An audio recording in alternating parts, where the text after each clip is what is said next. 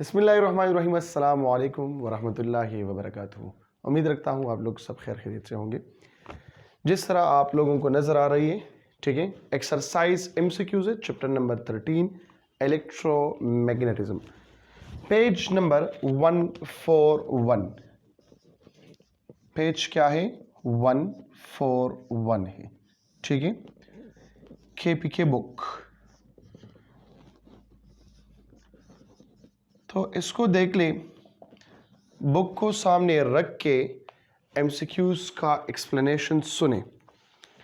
Number first है, a moving charge is surrounded by option number 1 2 field, 3 field, 4 fields and none of above.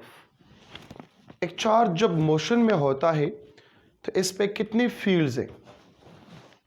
Number 1, for example ये एक electron है, ठीक है, ये मूव होते हैं एक जगह से दूसरी जगह पे, ये मोशन में है। तो इसमें अब ये कितनी फील्ड प्रोड्यूस करता है? 1 2 3 4। जब ये रेस्ट में होगा तो एक फील्ड, जब मोशन में होगा 2 फील्ड होंगी या 3 फील्ड होंगी। कुछ लोग कहते हैं 2 फील्ड है, कुछ लोग कहते हैं 3 फील्ड है। अब देखो, जब चार्ज रेस्ट में है तो 2 फील्ड, चार्ज मोशन में है 3 फील्ड। क्योंकि जब चार्ज रेस्ट में होते हैं तो कौन कौन से फील्ड है? फॉर एग्जांपल ये रेस्ट में है तो इस पे 2 किस्म की फील्ड है। एक को हम कहते हैं इलेक्ट्रिक फील्ड और दूसरे को हम कहते हैं ग्रेविटेशनल फील्ड। लेकिन ये ग्रेविटेशनल फील्ड इंतहाई कम है। कितना कम है? 10⁻³ टाइम्स ये कम है इलेक्ट्रिक फील्ड से। तो इस वजह से हम इसको यहाँ पे क्या करें? इग्नोर करते हैं। 10⁻³ का मतलब क्या है? 0.1 2 3 4 5 6 अप टू 39। यहाँ पे ऑलरेडी 1 लिखा है, मतलब अप्रोक्सीमेटली इक्वल टू 0। 0 की तरफ ये जा रहा है। इस वजह से हम इसको क्या करते हैं? इग्नोर करते हैं और कहते हैं कि जब चार्ज रेस्ट में होगा तो ये एक फील्ड प्रोड्यूस करता है जिसका नाम है इलेक्ट्रिक फील्ड। लेकिन असल में 2 फील्ड्स है। कौन कौन से?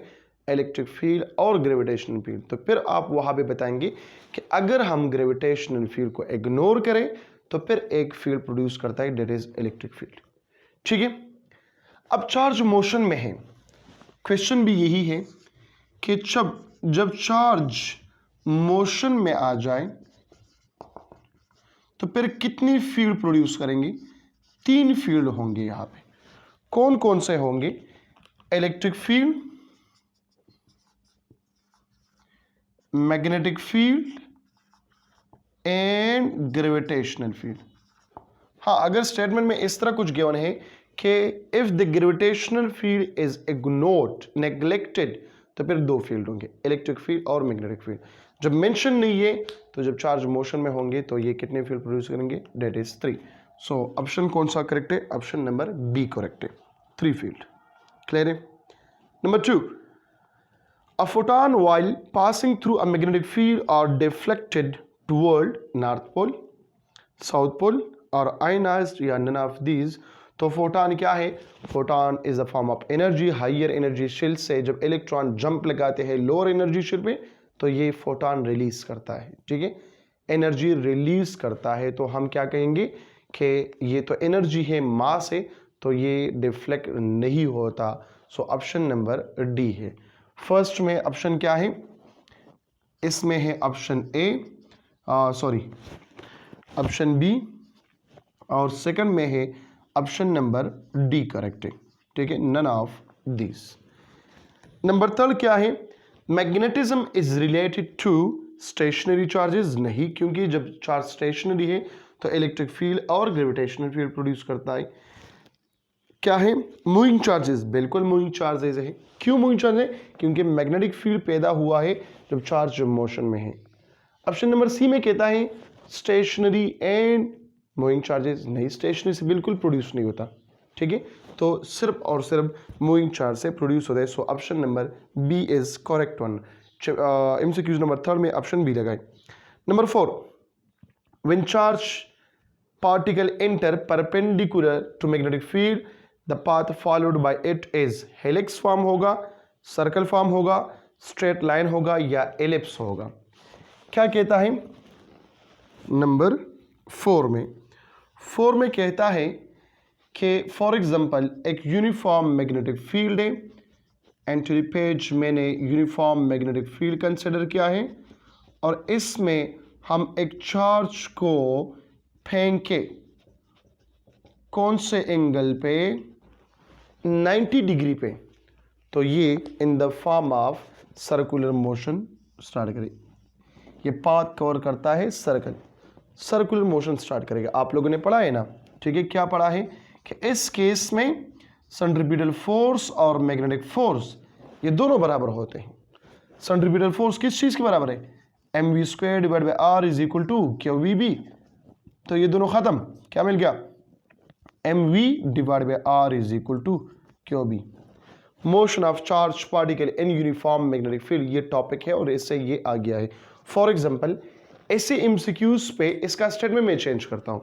स्टेटमेंट किस तरह चेंज करता हूँ, जरा गौर से सुने। व्हेन चार्ज पार्टिकल एंटर, ठीक है, at an angle of 35 degree into uniform magnetic field, 35 degree के साथ अगर एक चार्ज एंटर होता है यूनिफॉर्म मैग्नेटिक फील्ड में, तो फिर इसका पाथ क्या होगा, ये हेलिक्स फॉर्म में होगा, स्प्रिंग टाइप होगा। मतलब क्या है, यहाँ पे लिख के कंडीशंस आप लोगों को याद होनी चाहिए। ये कंडीशंस कौन कौन से हैं कि जब एक चार्ज 90 डिग्री के साथ एंटर होता है यूनिफॉर्म मैग्नेटिक फील्ड में, तो इसका पाथ क्या होगा, सर्कल होगा, ठीक है। लेकिन जब ये 0 डिग्री से ग्रेटर हो और 90 डिग्री से कम एंगल पे ये एंटर हो जाए यूनिफॉर्म मैग्नेटिक फील्ड में, तो फिर क्या होगा, फिर सर्कल नहीं होगा, फिर हेलिक्स फॉर्म में होगा, ठीक है। चाहे वो 1 डिग्री हो, चाहे वो 89 डिग्री हो, ठीक है ना। तो ये कौन सा पाथ बनेगा, ये बनेगा हेलिक्स फॉर्म बनेगा। क्लियर है। Number 5, the torque in the coil can be increase by increasing number of turns, current in magnetic field, area of coil या ऑल ऑफ अबव। तो नंबर 5 आप लोगों ने पढ़ा है torque on a current carrying conductor. Torque on a current carrying conductor में आप लोगों ने पढ़ा है torque is equal to NABI। ये मैक्सिमम केस में लिखता हूं, नबी, शॉर्टकट इसका क्या है, नबी है, आप लोग जानते हैं, ठीक है। तो N क्या है, number of turn. Torque directly proportional है नंबर ऑफ टर्न के साथ। अगर नंबर ऑफ टर्न इंक्रीज होता है टॉर्क ज्यादा होगा। या टॉर्क डायरेक्टली प्रोपोर्शनल है एरिया के साथ, टॉर्क डायरेक्टली प्रोपोर्शनल है बी के साथ, टॉर्क डायरेक्टली प्रोपोर्शनल है करंट के साथ। सो यहाँ पे ऑप्शन कौन कौन से हैं, number of turn, current magnetic field, ठीक है, and area. So all of above, option number D, all of above है, ठीक है। अच्छा जी, नंबर 6 इंतहाई इंपॉर्टेंट एमसीक्यूज है। 6 नंबर में कहता है, जरा गौर से देखें, the magnetic flux will be maximum for an angle of, कौन से एंगल पे मैग्नेटिक फ्लक्स मैक्सिमम है, 0, 60, 90, 180। ये तो आसान है। मैग्नेटिक फ्लक्स बराबर है किस चीज के, BA cos ऑफ थीटा। तो ये कौन से एंगल पे मैक्सिमम है, तो मैं कहता हूं 0 डिग्री पे। तो एंगल या तो 0 डिग्री होनी चाहिए या 360 डिग्री होनी चाहिए। फॉर एग्जांपल अगर ऑप्शन में 360 डिग्री 0 के बजाय आ जाए, फिर भी ये करेक्ट ऑप्शन होगा, ठीक है। अब इसको मैं कहता हूं कि magnetic flux will be minimum at the angle of, कौन से एंगल पे ये मिनिमम है, तो एक्स्ट्रा केसेस है, ठीक है। नंबर 1, ये flux B is equal to -BA, लेकिन ये तो नेगेटिव मिक्स में 0, कौन से एंगल पे, जब एंगल आपके पास हो 90 डिग्री या 270 डिग्री, तो cos 90 और 270 पे ये क्या है, 0 है, ठीक है। Magnetic flux will be negative maximum, कौन से एंगल पे नेगेटिव मैक्सिमम होगा, जब एंगल 180 डिग्री के बराबर हो, ये एक्स्ट्रा पॉइंट्स है, अपने साथ इसी एमसीक्यूज के साथ ही लेके साइड पे, ठीक है। Magnetic flux will give you positive values, positive values देगा जब एंगल का रेंज 0 के बराबर हो, 0 डिग्री की, या 0 से ग्रेटर एंड 90 से कम, या इसके अलावा अगर एंगल का रेंज 270 डिग्री और 360 के दरमियान आ जाए या 360 आ जाए, तब भी आपको जो वैल्यूज देंगे ये पॉजिटिव वैल्यूज देंगे, ठीक है। Magnetic flux will give you negative values at the range of, कौन से एंगल के रेंज पे, जब एंगल 90 डिग्री से ग्रेटर हो एंड 270 डिग्री से कम हो। तो ये आपको क्या देता है, ये आपको नेगेटिव वैल्यूज देते हैं। अब इसको किस तरह याद करेंगे, ये 5 केसेस हो गई, maximum, minimum, negative maximum, positive और नेगेटिव। तो इसके साथ बुक में ही शॉर्टकट नोट करें, ठीक है। एक वेव यहां पे बनाए, वेव, कौन सा वेव बनाना है, ये वेव बनाए, कॉज वेव बनाए, तो ये आ गया क्या, कॉज वेव बन गया। अब गौर से देखें, ये क्या है, 0 डिग्री है, ये क्या है 90 डिग्री है, ये क्या है 180 डिग्री है, ये क्या है 270 डिग्री है, और यहां पर एंगल क्या होगा 360 डिग्री। गौर से देखें, 0 और 360 के दरमियान क्या है, maximum, 90 270 minimum, 180 negative maximum. Positive value कहां पे है, पॉजिटिव वैल्यू आ गया 0 और 90 के दरमियान, यहां पर देखिए 0 और 90 के दरमियान, और या 270 और 360 के दरमियान, तो ये भी पॉजिटिव वैल्यूज आ गई, ठीक है। और नेगेटिव का वैल्यू 90 और 270 के दरमियान क्या होगा, नेगेटिव होगा। जब ये एक चीज याद हो, जहां पर भी कॉस थीटा आते हैं, तो ये 5 केसेस आपको याद होनी चाहिए, ठीक है। ये था एमसीक्यू नंबर 6 था। नंबर 7 कहता है weber is the unit of measure of what, conductance नहीं है, इलेक्ट्रिक करंट नहीं है, मैग्नेटिक फ्लक्स हाँ बिल्कुल है, और इलेक्ट्रिक फ्लक्स का भी नहीं है, ठीक है। तो यहां पर लिख के नंबर 7 वेबर मतलब मैग्नेटिक फ्लक्स। चलो मैं यहां पे थोड़ा सा इसके बारे में लिखता हूं, कन्वर्जन करता हूं। ये आ गया है BA, ठीक है। मैग्नेटिक फ्लक्स का ऐसा यूनिट क्या है, जरा गौर से यहां पर देखें और इसको नोट करते जाए अपने साथ, ठीक है। सिस्टम इंटरनेशनल में इसका जो यूनिट है वो है वेबर, ठीक है।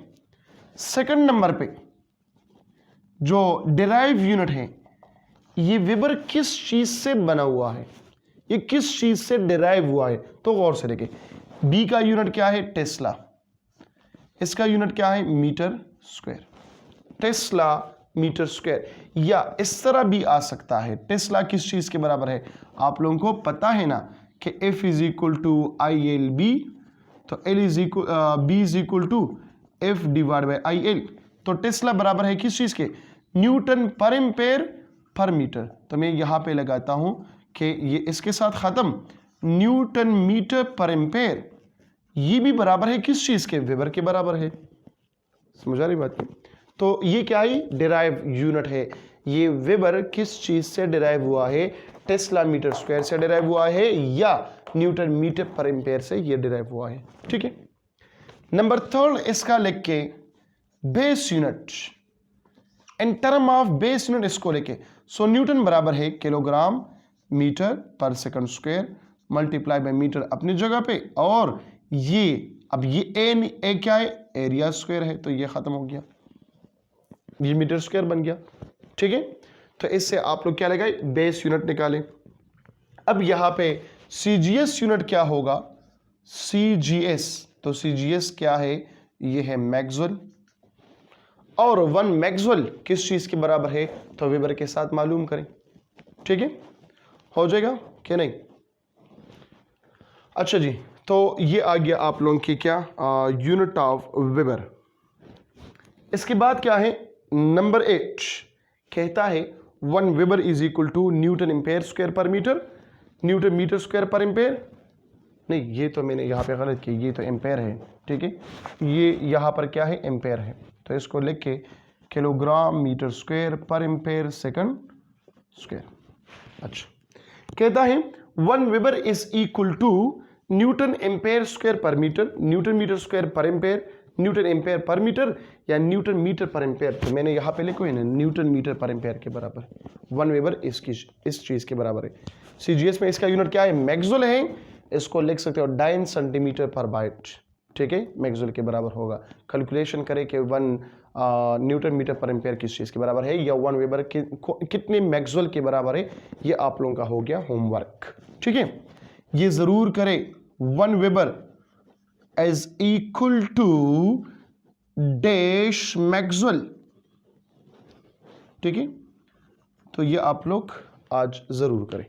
ये आ गई न्यूमेरिकल नंबर 8 भी हो गया। ठीक है, नंबर 9 में कहता है an electron move a 2 multiply by 10 power 2 metre per second, velocity given है, परपेंडिकुलर टू मैग्नेटिक फील्ड, तो परपेंडिकुलर एंगल भी गिवन है 90 डिग्री है, to magnetic field of 2 tesla, magnetic field भी गिवन है, what is the magnitude of magnetic force. अच्छा जी, electron motion करता है 2 multiply by 10 power 2 metre per second के साथ, एंगल कितना है 90 डिग्री, मैग्नेटिक फील्ड कितना है वो 2 टेस्ला है। कहता है कि मैग्नेटिक फोर्स मालूम करें, तो मालूम करें मैग्नेटिक फोर्स, मालूम करें मैग्नेटिक फोर्स क्या होगा।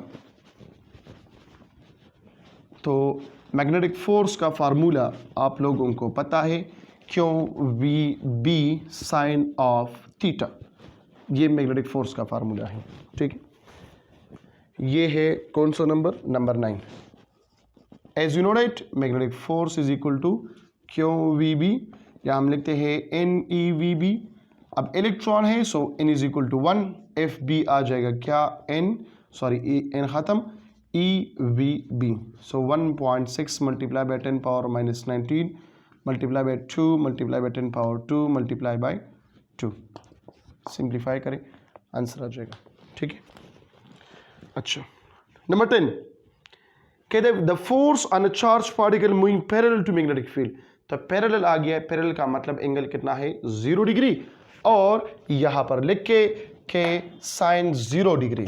Number 10 F B is equal to Q V B sine 0 degree is equal to 0, क्योंकि साइन 0 किस चीज के बराबर है 0 के बराबर है, so 0 multiply by Q V B is equal to 0।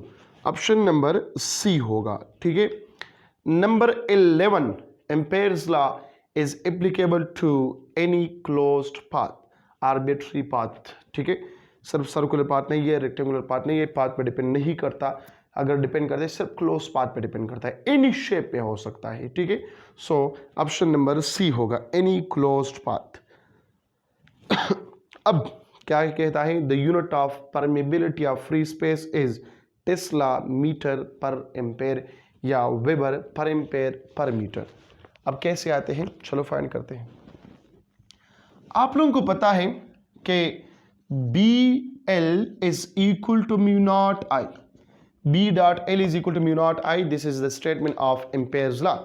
Mu naught का यूनिट मालूम करना है, so B L divided by A. ठीक है, एक तो यूनिट ये होगा, देखो टेस्ला मीटर पर एम्पेयर, क्या इसमें मौजूद है, बिल्कुल मौजूद है, ऑप्शन नंबर ए है। इसको वेबर पर एम्पेयर पर मीटर में भी लिख सकते हो, क्योंकि यहां पर देखो वेबर किस चीज के बराबर है, टेस्ला मीटर स्क्वायर के बराबर है। अगर मैं यहां पे क्या करूं, मीटर को मल्टीप्लाई करूं और डिवाइड करूं, कुछ फर्क तो नहीं पड़ता, इससे दोबारा 1 आता है। ठीक है, तो क्या हो जाएगा, टेस्ला मीटर स्क्वायर पर एम्पेयर पर metre, so tesla metre square किस चीज के बराबर है, वेबर के बराबर है, तो वेबर पर एम्पेयर पर मीटर, ये इसका हो गया ऐसा यूनिट, ये इसका हो गया टेस्ला मीटर पर एम्पेयर, ये इसका डिराइव यूनिट, टेस्ला की जगह पर वैल्यू लगाए, बेस यूनिट इसका खुद मालूम करें। ठीक है, इसका बेस यूनिट, इसका सीजीएस यूनिट, फिर लास्ट में लिखे इसका डायमेंशन, और इसका वैल्यू तो आप लोगों को पता है ना किस चीज का, म्यू नॉट का, कि म्यू नॉट किस चीज के बराबर है 4 pi multiply by 10 power minus 7 weber per ampere पर मीटर, भी इसके साथ यूनिट लिख सकते हो, और ये बार भी लिख सकते हो टेस्ला मीटर पर एम्पेयर। ठीक है, तो ये आप लोगों क्या हो गया, क्या एक्सरसाइज नंबर 13। ठीक है, आज चैप्टर नंबर कौन सा, इलेक्ट्रोमैग्नेटिज्म, बहुत ज़्यादा इंपॉर्टेंट चैप्टर भी है, और इसके एमसीक्यूज भी इंपॉर्टेंट है और सिंपल एमसीक्यूज थे, आप लोगों ने यहाँ पे देख लिया। जो भी क्वेश्चन है आप लोग बिल्कुल कमेंट में पूछ सकते हैं, ठीक है। पहले तो कमेंट में ये बताएं कि आप लोगों को ये सारे के सारे एमसीक्यूज क्लियर है या नहीं है, तो जल्दी जल्दी आप लोग कमेंट में बता दें, शाबाश, ठीक है। और इस चैप्टर में जो टॉपिक में मसला है, जिन टॉपिक में मसला है वो भी लिख के अगर मौका मिल गया तो वो मैं आप लोगों के साथ डिस्कस करूँगा, ठीक है। तो अपना बहुत सारा ख्याल रखें। Thank you so much. अल्लाह हाफिज़।